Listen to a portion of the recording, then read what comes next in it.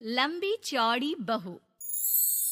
ये प्रेम कहानी शुरू होती है दिल्ली से नोएडा जाने वाली बस में। जिस बस में सवारी कर रहा होता है पराग और उस बस की कंडक्टर होती है अनुराधा। ओके, टिकट दिखाओ, टिकट टिकट। चाचा का प्लेन नहीं चल रहा है यहाँ तेरा, जिसमें फ्री में सवारी कर रहा है। हिसाब देना होता है हम लोगों को, सरकार को। निकाल पैसे, चल। पराग दूर से अनुराधा को देखता है। अरे यार, कितनी धाकड़ लड़की है। मजाल है कोई कुछ बोल दे। कितनी समझदार और कितनी कॉन्फिडेंट। आज से मैं तो इसी बस में घर जाया करूंगा। अब क्या था, भले पराग को घर जाने के लिए 10 बस छोड़नी पड़े, भले 20 किलोमीटर की यात्रा खड़े होकर पूरी करनी पड़े, लेकिन आने जाने का सिलसिला वो अनु की बस पर ही करता। एक दिन, ओह क्या करता है तू? हाँ, मैं नोटिस करती हूँ, देखता रहता है मुझे जब देखो तब। हाँ, वो मैं तुम्हें पसंद करता हूँ और शादी भी तुम्ही से करूंगा। हैं? वाह जी वाह, तू ना कोई प्रधानमंत्री हो गया कि आज से 500 की नोट बंद और नोट बंद। नाजिना, इतनी तो नहीं चलती, लेकिन हाँ, तुम्हें प्यार करता हूँ। तुम्हें कोई प्रॉब्लम नहीं होने दूंगा, ये वादा करता हूँ। हाइट देखिए अपनी। मेरे लिए कोई ऐसा लड़का चाहिए जो मेरी तरह लंबा चौड़ा हो। अरे जोड़ी भी तभी अच्छी लगती है। जरूरी नहीं है, जो आपको खुश रखे, आपकी इमोशंस को समझे और आपसे बहुत सारा प्यार करे, जोड़ी तो उसी के साथ अच्छी लगती है। फिर क्या था, हीरोइन को हीरो से प्यार हो जाता है और दोनों शादी कर लेते हैं। शादी के बाद देख, अब तो इस घर की बहू है। अगर समझ गई है तो ये कंडक्टर वाली ड्रेस पहनकर घर से निकलने की जरूरत नहीं है। पराग अच्छा कमाता है तो तेरी नौकरी की भी जरूरत नहीं है हम लोगों को। अरे कैसी बात कर रही है माँ जी? यूँ कोई सरकारी नौकरी छोड़ता है क्या? और जब मेरी नौकरी लगी थी, मेरी अम्मा कितनी खुश हुई थी पता है? मैं तो नौकरी करूंगी। अरे नौकरी करेगी तो डंडे से मारूंगी, और हाँ, जो निकली घर से बाहर ना, तो हाथ पैर तोड़ दूंगी और घर से बाहर निकाल दूंगी, देख लेना। अनु को समझ में नहीं आता कि वो सास को कैसे समझाए कि सरकारी नौकरी लगना आसान बात नहीं होती, और उसने इस नौकरी को पाने के लिए कितनी हार्ड वर्क की थी। रात को अनु पराग से बात करती है। देखो पराग, मैं नौकरी करना चाहती हूँ।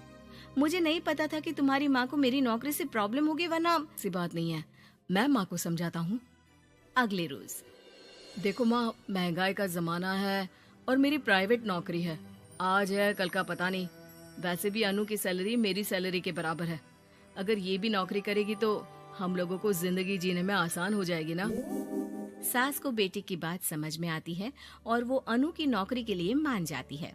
अगले रोज, बेटा, बहू, तुम लोगों को लेकर मुझे कुल देवी के दर्शन के लिए जाना है, तो रविवार को दोनों सुबह ही तैयार हो जाना। अगले रोज दोनों तैयार हो जाते हैं और कुल देवी के मंदिर पहुंच जाते हैं। क्या संतोषी बहन, ये कैसी बहू ले आई हो। बहू बेटा लग रही है और बेटा बहू। अरे कोई पहलवानी लड़ानी थी क्या, जो इतनी लंबी चौड़ी बहू ले आई? अब क्या बताए पंडित जी, जो बेटे ने पसंद किया हमने उसे हाँ कर दी। अब बेटा जाने और उसका परिवार। और ये तो बस कंडक्टर की नौकरी करती है, इंटरस्टेट। और सच्ची? वाह वाह वाह, यह तो बड़ी बात है संतोषी। तुम तो किस्मत वाली निकली जो सरकारी नौकरी की बहू ले आई। यह तो वही बात हो गई कि घी के लड्डू का कोई शेप थोड़ी ना देखता है तो घी का लड्डू ही। सास को बहू की तारीफ सुनकर बिल्कुल अच्छा नहीं लगता। वो जल्दी से पूजा पाठ करवा कर उन लोगों को घर ले आती है। एक रोज, संतोषी बहन, तुम लोगों का घर बड़ा अजीब सा लगता है। भाई साहब बहन जी, और बहन जी भाई साहब जैसी। अरे बस किया कर, सरकारी नौकरी देखी तो हाँ बोल दिया, और इतना भी क्या, पैसे की चिंता। चलती हूँ, खाना बनाना है। क्यों, बहू नहीं बनाती क्या खाना? अरे नहीं, वो तो नौकरी करने जाती है ना, तो उसके आने से पहले खाना बना देना पड़ता है, वरना पता है ना आजकल की लड़कियों की जबान कितनी लंबी होती है। तेरी बहू की तो कुर्सी तोड़ने वाली नौकरी है। यहाँ बैठती है जैसे उठकर ऑफिस में बैठ जाती है, फिर क्यों थक जाती है कि खाना भी नहीं बना पाती। मेरी बहू भले कंडक्टर है, लंबी चौड़ी, लेकिन बता रही हूँ सारा दिन सवारी से मत्था पच्ची करती है, लेकिन मजाल है शादी के बाद एक दिन भी मुझे किचन में जाने दिया हो ना जी ना। दोनों पड़ोसन वहां से चली जाती है। सास बाजार जाती है और एक ट्रेड मशीन ले आती है। अरे माँ जी, इस उम्र में आप घर पर जिम खोलेंगी? अरे तेरे लिए लाई हूँ, रोज चलाकर 2 घंटे इस पर, पतली हो जाएगी। और खाना कम खाया कर, जब देखो बकरी की तरह मुंह चलता रहता है तेरा। वाह जी वाह, एक ही तो शौक है खाना खाने का, वो भी रोक दो। हाँ, लेकिन सास तो सास थी, बहू के खाने से लेकर एक्सरसाइज सब का हिसाब किताब रखने लगती है। अरे मैं मोहल्ले वालों को बताकर रहूंगी कि मेरी बहू भी शिल्पा शेट्टी की तरह पतली हो सकती है। वही बहू बस में जब सवारी का टिकट काट रही होती है, उसे चक्कर आ जाता है और वो गिर जाती है। सवारी हैरान परेशान हो जाती है और ड्राइवर को वहाँ बुलाती है। अरे शहर नहीं थी हमारे कंडक्टर साहिबा, लेकिन जब से शादी हुई है बकरी बन गई है। सास को तो बस इनके खाने की ही लगी रहती है। ड्राइवर बस में बिठाकर बहू को घर छोड़ आता है और सास को कहता है, अरे पता है आपकी बहू कितनी धाकड़ है, किसी को बात करने से पहले 4 बार सोचना पड़ता है कि बोले या ना बोले, कहीं झापड़ ना पड़ जाए। और आप है कि इन्हें बकरी बनाने में लगी है। अरे चुप, निकल यहाँ से। मेरी बहू है, मैं इसे बकरी बनाऊं या फिर गीदड़, तुम्हें क्या पता लोग कैसा मजाक उड़ाते हैं कि बहू इनकी बस की कंडक्टर है। बोलो मुझे कैसा लगता होगा? अरे काम तो काम होता है माँ जी, वो छोटा या बड़ा नहीं होता। खैर जैसी आपकी मर्जी, चलता हूँ मैं, नमस्ते।